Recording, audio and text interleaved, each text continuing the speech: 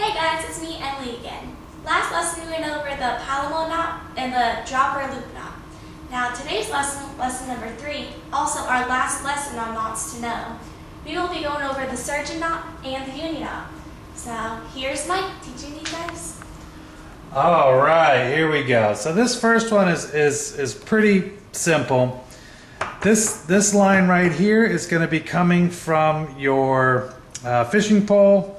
And this is if you're fishing mono. So here's your monofilament line coming from your fishing rod. And let's say you want to add some monofilament or fluorocarbon leader to the mono coming from your rod. This is a surgeon's knot. So all you're going to do is you're going to take your tag ends are down here. You're going to take these two. You're just going to make a loop just like this. And then you're going to bring it through 1, 2 times. And believe it or not, that's going to be enough to keep your lines together. So you clip off this end. This is the tag end for your coming from your fishing pole. And of course this part right here is whatever leader you do. Now you can't go too heavy as far as the difference in leaders go. So for instance, when I'm fishing, for snook or reds or whatever it is that I'm fishing for, I'll put maybe a 20-pound or 25-pound leader onto 8-pound test because I typically fish with 8-pound tests. So I'm going to show you how to do that with real monofilament lines. Okay, so this line right here, I hope you can see it against this white. So right here, this is 12-pound test. Okay. And right here, what we're going to add to it is 20-pound test.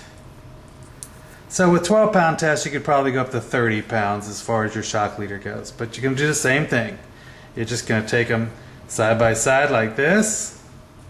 You're going to make your loop. You're going to put it through once.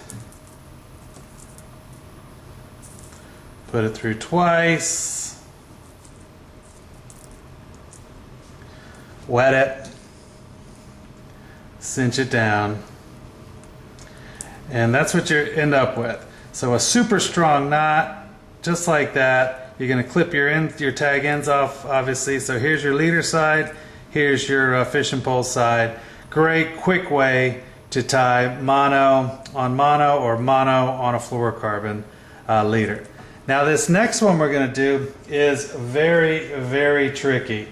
It is called our uni knot, and it's going to be very difficult to show you because it's an extreme number of loops that you're going to need. Okay, so what we're going to do is we're going to use this rope, and it's going to be really hard to do, so just bear with me here. Let's pretend like this is coming straight from your pole and that it is braid. Alright, let's pretend like this blue rope is a fluorocarbon leader of some sort, or maybe a monofilament leader that you're trying to attach to your braided line.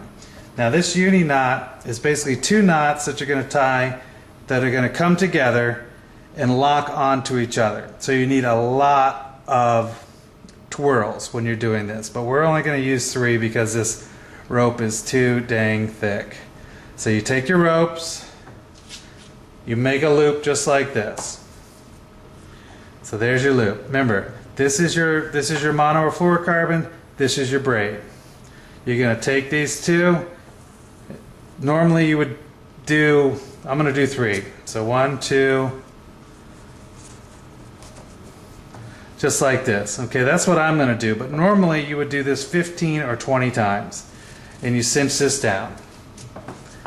So this is cinched down now, this is the braid, and this is cinched down on your leader, whether it be fluorocarbon or monofilament leader. Alright, we're going to do exactly the opposite over here. So what we're going to do is we're going to, again, you're going to take your loop, just like this. It's just opposite. So last time I was over here, over here. You want to come through this 15, 20 times, but we're going to do 3 because this rope's not going to allow it. And again, you're going to pull it tight. Okay? Pull that tight. Well, all we're going to do now is we're going to take the end from our braid. This is from your fishing pole, and this is from your leader, and you just pull the leader part down your braid, and it's actually going to lock. They're actually going to lock onto each other. I got to make this tighter. They're going to lock onto each other.